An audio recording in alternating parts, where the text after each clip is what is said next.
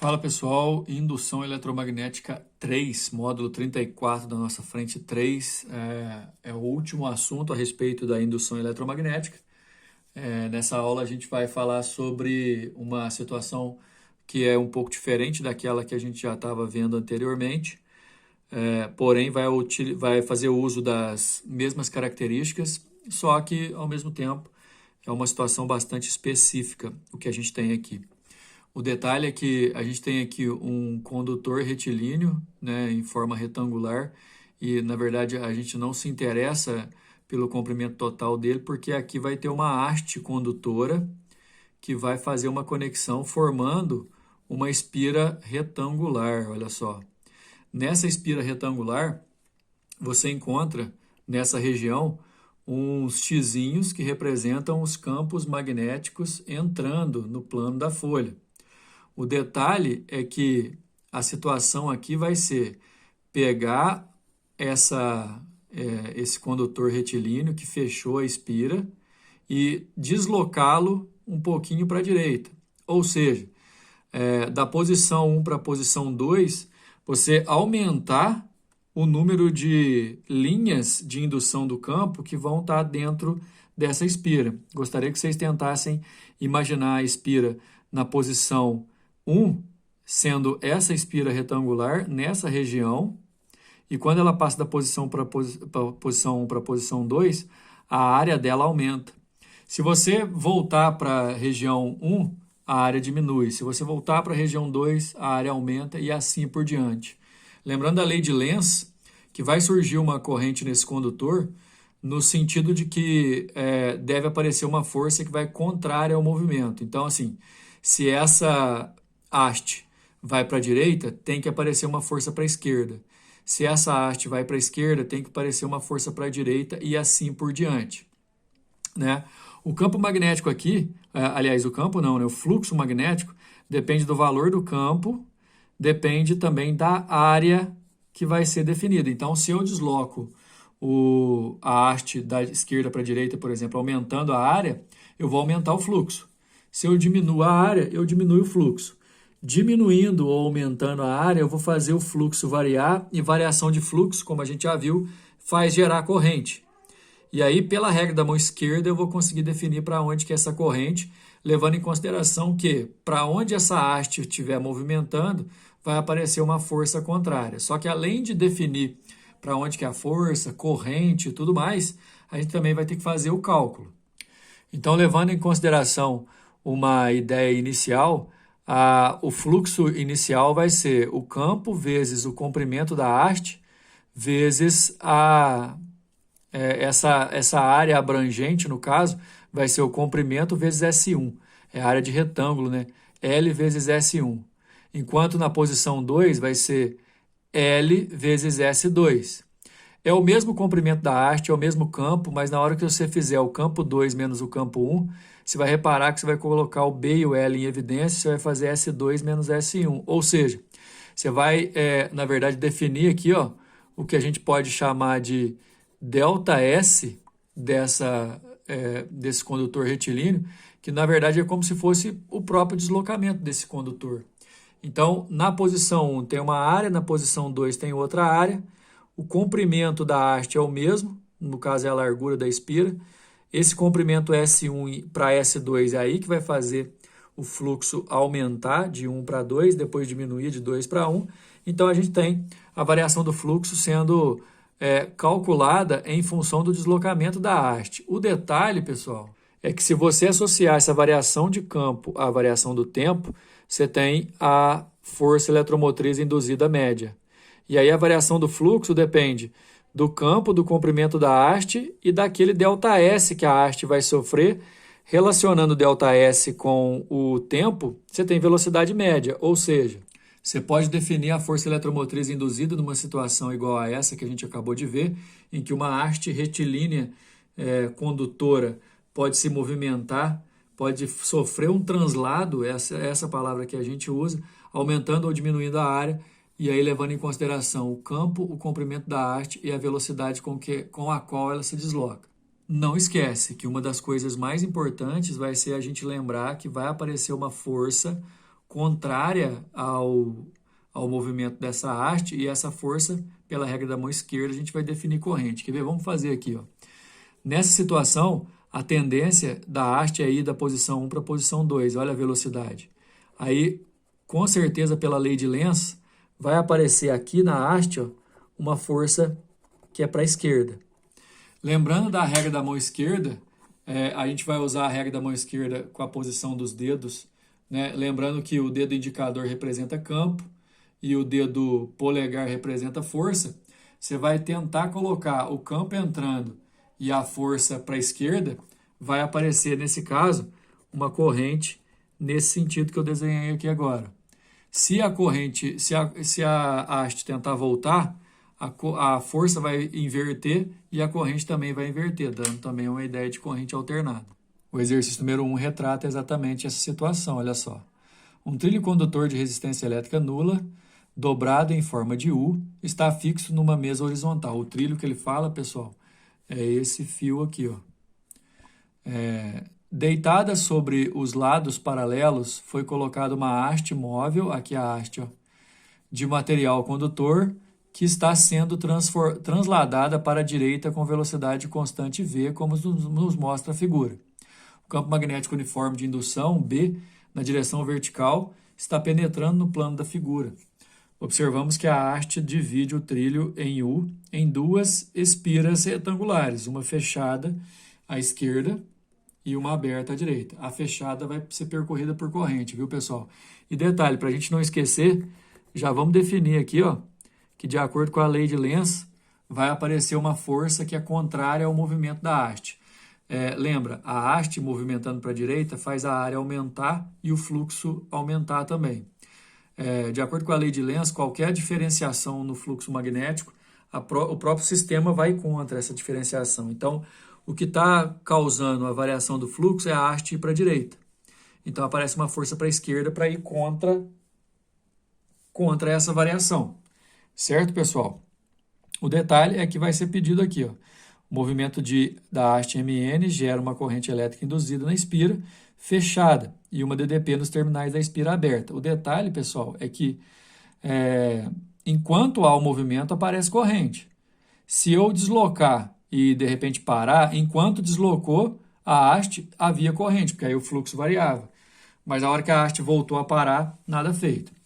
Letra A determina o sentido da corrente elétrica induzida na espira.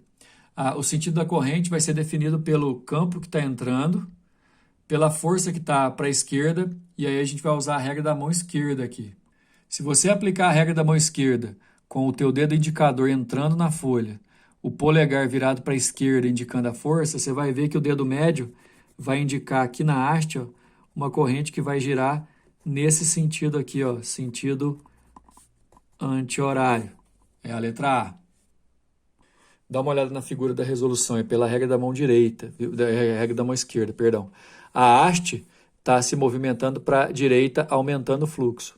De acordo com a lei de Lenz, vai aparecer uma força para ir contra essa variação de fluxo, então a força é para a esquerda. Pela regra da mão esquerda, polegar na direção da mão esquerda e o dedo indicador entrando na folha, corrente aqui na haste vai ser para cima e o sentido é anti-horário. Na letra B, pessoal, está pedindo o seguinte: determine o módulo da força eletromotriz induzida na espira aberta, a DOT MN igual a L, ou seja, é o comprimento, né? Aquele lance que a gente estava falando na parte teórica. A velocidade é o quanto que ela vai deslocar pelo tempo, certo? A variação da área só ocorre por conta da variação da posição da haste, porque o comprimento dela é o mesmo. Então, você vai ter aqui, ó, o ΔX, que é a variação do comprimento vezes o L, né, que é a variação da posição da espira, a variação da posição da haste, desculpe, pelo comprimento da espira, que aí vai mudar a área, no caso. A velocidade é o próprio deslocamento, vai ser a velocidade vezes tempo, eu vou substituir aqui. No final das contas, você podia ir direto para a fórmula, né? A gente viu isso aqui na parte teórica, que para uma haste que se movimenta, o campo magnético, o comprimento da haste e a velocidade da haste dá a força eletromotriz induzida. Número 2. Uma espira aberta retangular cujos vértices estão numerados de 1 a 4, constituída de fios condutores de resistência elétrica desprezível, foi fixada num plano vertical, uma haste condutora de comprimento AC de resistência elétrica não nula desliza para baixo com velocidade escalar constante V, sem perder o contato com os fios laterais da espira aberta. No plano da espira incide um campo magnético uniforme horizontal representado pelo vetor indução B. Devido ao movimento da haste dentro do campo, há uma corrente elétrica no circuito fechado e uma força eletromotriz induzida que pode ser medida entre os terminais 1 e 4. Bom, de praxe o exercício está dizendo o seguinte, que essa haste vai se movimentar deslizando para baixo. Se ela vai se movimentar deslizando para baixo, na verdade é o peso dela que vai puxar ela para baixo. Essa força aqui, ó, vai tentar evitar ela descer, justamente porque o fato dela descer aumenta a área, aumenta o fluxo e, repetindo, de acordo com a lei de Lenz, o próprio sistema vai responder para ir contra essa variação de fluxo.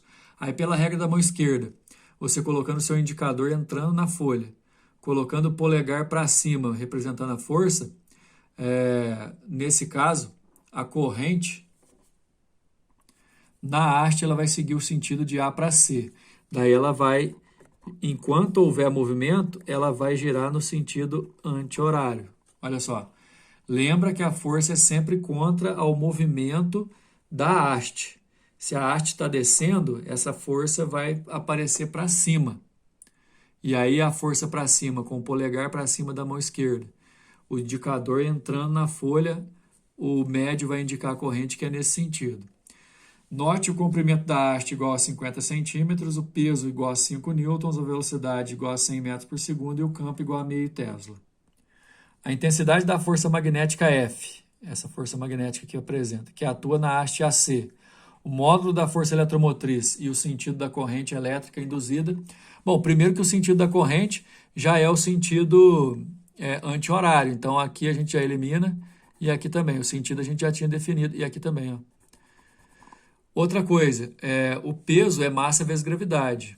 O peso dela é 5 newtons e como ela está descendo com velocidade constante, o peso para baixo é anulado pela força para cima. Então, para acontecer isso, a força tem que valer 5 newtons. Então, a gente já consegue achar a resposta. Certo? Resposta letra D, justamente por conta disso. Agora, eu posso calcular pelo campo, pela velocidade e pelo comprimento da haste, o valor da força eletromotriz induzida, mas eu gostaria de repetir, ó. O sentido anti-horário da corrente a gente já definiu pela regra da mão esquerda, ok? Lembrando que a força vai contra o movimento da haste sempre. Essa força também vai contra o peso, e por conta da velocidade ser constante, essa força anula o peso. Se ela anula o peso, ela é igual ao peso, então vale 5 newtons. No caso da força eletromotriz induzida, a gente tem campo valendo meio Tesla, o comprimento valendo meio metro e a velocidade valendo 100 metros por segundo, só multiplicar que eu acho a eletromotriz induzida vai dar 25. Então, a força é 5, a eletromotriz é 25 e o sentido é anti-horário, letra D. Olha o número 3. Quando variamos a intensidade do fluxo magnético φ em função do tempo t, através de um circuito fechado, aparece nesse circuito uma força eletromotriz induzida E, que origina uma corrente elétrica. Esse fenômeno é conhecido como indução eletromagnética. No experimento, a taxa de variação da intensidade do fluxo magnético em função do tempo em uma espira condutora está representada no gráfico abaixo. Gostaria de interpretar o gráfico no sentido de que você tem uma informação aí do lado, inclusive no quadro verde, que diz que a eletromotriz induzida é o negativo da variação do fluxo pelo tempo. Primeira coisa, para ter eletromotriz induzida, tem que ter variação do fluxo. Então, não vai ter eletromotriz aqui, não vai ter aqui, não vai ter eletromotriz nem aqui, nem aqui, nem aqui. Por que eu estou marcando isso? No caso do fluxo ser zero ou ser constante, você não tem eletromotriz induzida. De acordo com a lei de Faraday, para ter eletromotriz induzida, tem que ter fluxo magnético variando. Guarda isso, viu, pessoal? Não basta ter fluxo. O fluxo tem que variar para surgir corrente e eletromotriz induzida. Agora tem uma outra coisa. Aqui o fluxo aumenta, aquele diminui ainda mais, aquele aumenta, aquele diminui. O detalhe é o seguinte, toda vez que o fluxo tem uma variação, aparece a eletromotriz, só que eles são opostos. Se o fluxo aumenta, a eletromotriz é negativa. Se o fluxo diminui, a eletromotriz é positiva. Se o fluxo aumenta, a eletromotriz é negativa. Aqui aumentando negativo, aqui abaixando positivo. Aí o exercício, continuando, ele vai pedir para a gente, assinale o gráfico que representa a força eletromotriz induzida em função do tempo. Daí eu queria que vocês voltassem lá no gráfico original para a gente colocar a seguinte situação, ó. Aqui o fluxo está aumentando, então eu tenho certeza que a eletromotriz vai ser negativa. Aqui, decrescente, a eletromotriz é positiva. Decrescente, eletromotriz positiva. Crescente, eletromotriz negativa. Crescente, ela é negativa. Decrescente, ela é positiva. Ou seja, entre 0 e 1, ela é nula, porque não há variação de fluxo. Entre 1 e 2, o fluxo aumenta, a eletromotriz é negativa. Entre 2 e 3 não há variação de fluxo, ela é zero. Entre 3 e 4 ela decresce, a eletromotriz é positiva. 4 e 5 não há variação, então é zero. 5 e 6 a eletromotriz vai ser positiva porque o fluxo decrescente. Fluxo constante não tem eletromotriz. Fluxo crescente, eletromotriz negativa. Fluxo constante não tem eletromotriz. Fluxo crescente, eletromotriz negativa, decrescente, eletromotriz positiva. Por isso, pessoal, que a nossa resposta vai ser essa letra D, olha aí, ó. As vezes que ele zero é entre 0 e 1, entre 2 e 3, 4 e 5, 6 e 7, 8 e 9, que é justamente quando o fluxo é nulo. Negativo na eletromotriz é quando o fluxo está aumentando. Positivo na eletromotriz é quando o fluxo está diminuindo, letra D. Número 4, analise a figura abaixo. A figura acima mostra uma espira retangular de lado A igual a 40 centímetros e B igual a 20 centímetros no instante t igual a 0. Considere que a espira se move com velocidade módulo 5 centímetros por segundo para a esquerda, perpendicularmente ao campo magnético uniforme de indução com 2 Tesla. Sabendo-se que a espira tem uma resistência elétrica de 20 ohms, qual a intensidade em ampere da corrente elétrica na espira em t igual a 3 segundos?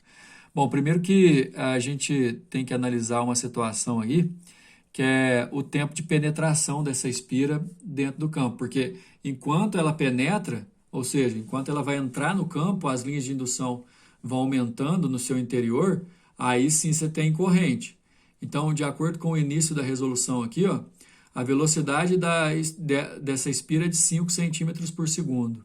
Ela vai ter, para entrar completamente, que percorrer essa distância aqui, ó, que é exatamente o seu valor de A, que é 40 centímetros.